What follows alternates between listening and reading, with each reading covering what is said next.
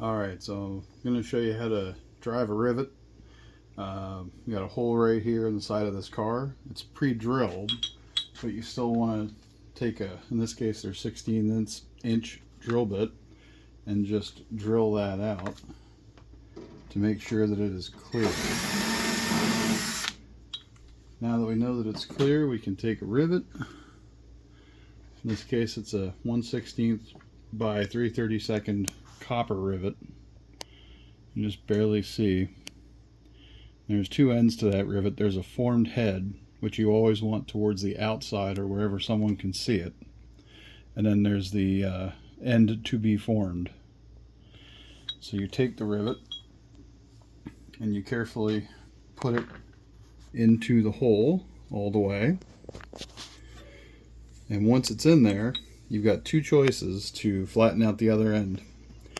This is the official tool. This is called a rivet buck. But if you don't have one of those, you can also use the other end of a rivet set, which is what this is.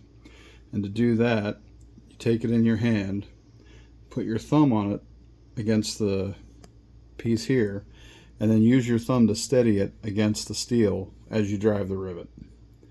So on the other end, you're going to have a rivet gun. Don't use an air hammer. They don't work very well. Use an actual legit rivet gun. This one's from Eastwood. They're about $100. And you want to dial down your air pressure to a 35 to 40 psi.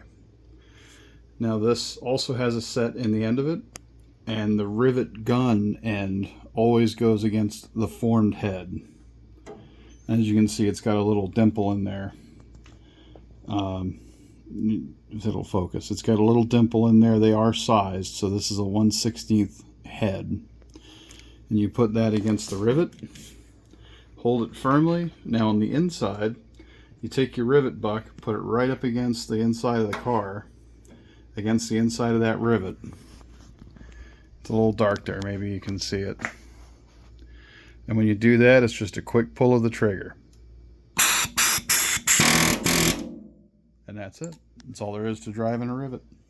Now if you don't want to overdrive it, if you do that, you can deform the head and just make sure the inside ends up flat, just like these guys here. It'll be a nice flat little head for you. That's it. That's all there is to driving a rivet.